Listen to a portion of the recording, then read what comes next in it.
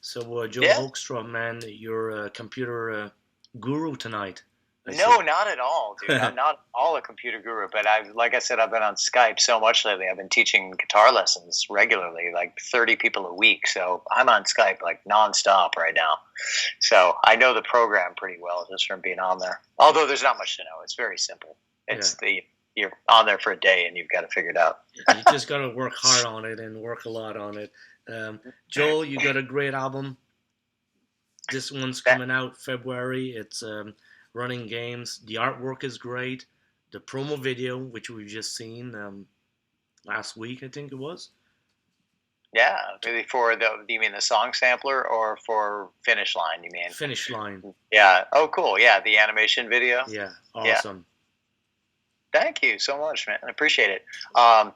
Yeah, just very excited to have it see the light of day. And when we see Angus Young in the background of that room, that's even cooler. Yeah, yeah, nice little hidden thing there by the artist, or kind of hidden, right? Yeah, but yeah, Wayne Joyner did a great job. I just gave him a loose outline of what he could make it about, and he didn't really have to make it about that. I kind of left it up to him. I was like, this is in general what you could do, and he just took it and ran, and did a great job. Let's say for the album artwork itself, the album artwork speaks for itself a lot. I mean, it's got great color, great reception to it. How much time and energy do you focus on, you say, the artwork?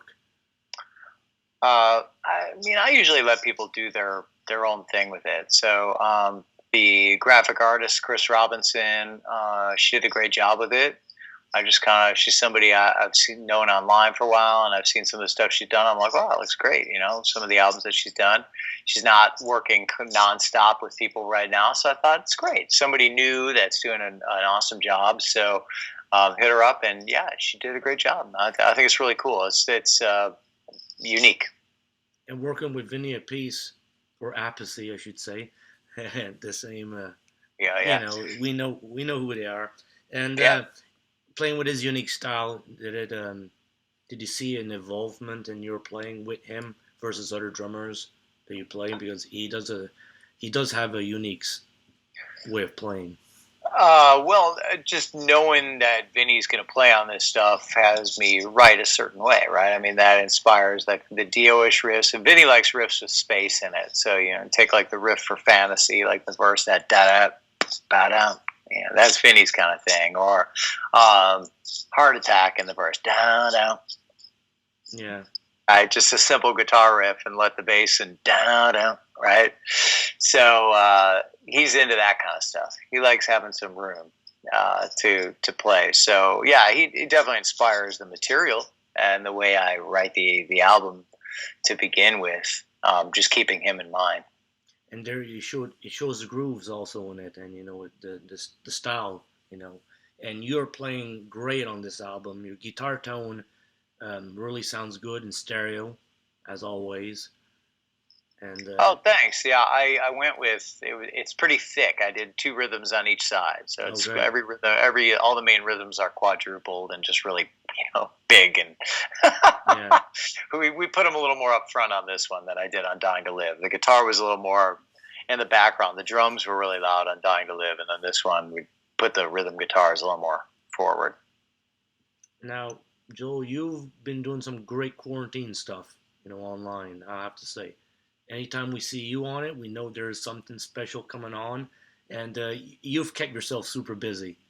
And I mean, with COVID-19, did you expect being this much busy? Because you're never stopping.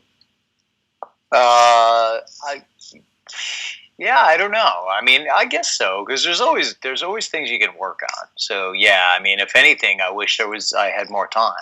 Yeah, I always seem to have a little bit of problem with having more energy at the end of the day. By the time I'm done teaching and doing a session or something like that, man, I'm like, ooh, I'm done. I've been playing guitar for 8 9 hours that by that time, and so it's like done. Time to yeah. like hang out. I wish I had more energy. I wish I could be like, hey, I worked 14 hours today. It'd be great. I'd get more out of my life if I could do it. But there's only so much energy I have. But yeah, you're right. I've been teaching 30 students a week, one-on-one on Skype, like I mentioned earlier, and doing master classes for Rock and Roll Fantasy Camp. The quarantine videos, doing sessions for people, which seems to be about 3-4 a week. Cameos, which I do about 10-15 of those personalized messages a week, roughly. Writing with people. I just turned in the songs to Michael Sweet, or the guitar riffs for the project with Nathan James that we're going to do. And co-writing with my friend Jim Peterick a little bit right now for an album he's producing. So other people along the way this year. So yeah, I've been really busy, man. So is there times that you got to take a little break because it is too much, or is it easy versus playing with Whitesnake and going on tour back in the day when we were COVID free? I think, I don't know, man. I part of me would like to just take a week off or something like that, but at the same time, like, I always just tell myself every day, like, is today that day? No, man, I can work today, and so I just kind of keep going.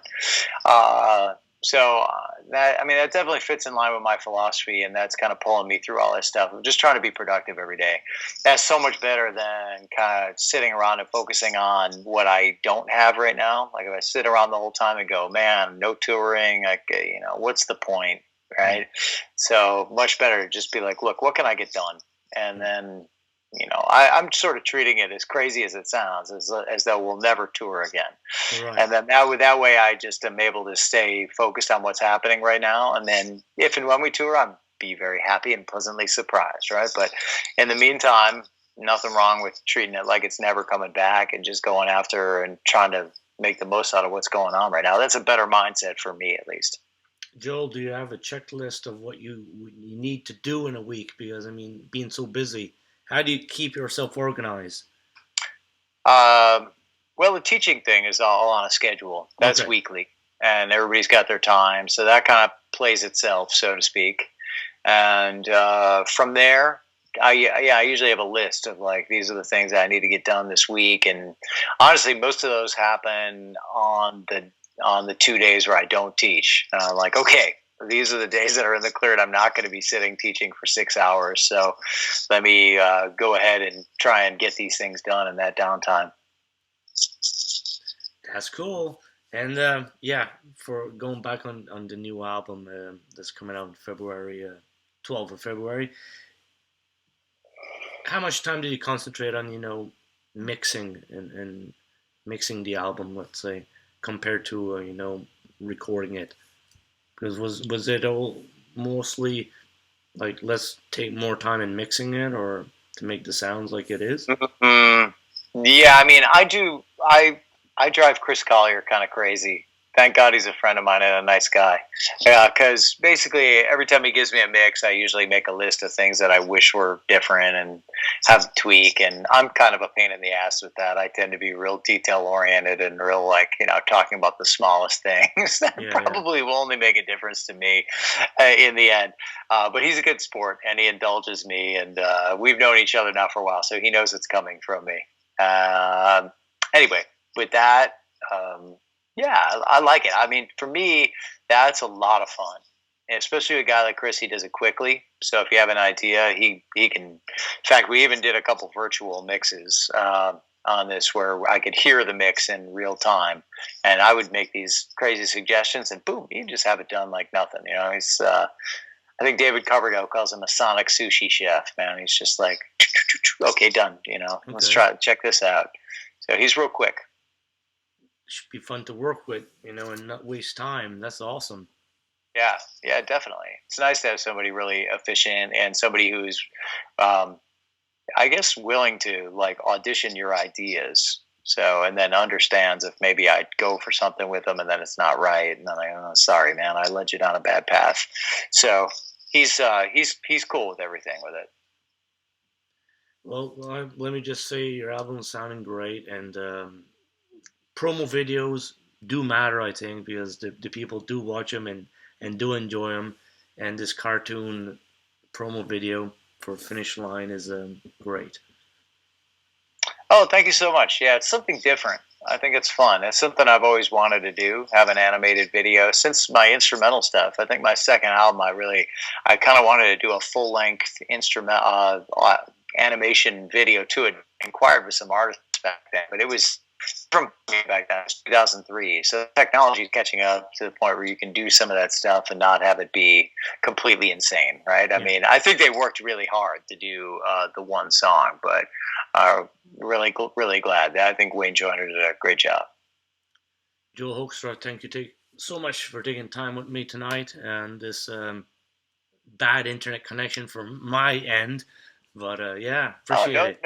no worries, buddy. I mean, that it happens. That's what's going on these days, right? The internet connections are getting compromised because so many people are sucking up the bandwidth everywhere around the house Yeah, and the neighborhood. So no neighborhoods. worries, brother. All good. I'm glad we could connect and glad we had the interview. And just let me know if I can ever be of help down the road, man. All right, Joel, you have a good one, man, and keep on doing great work. Always love it to see it. All right.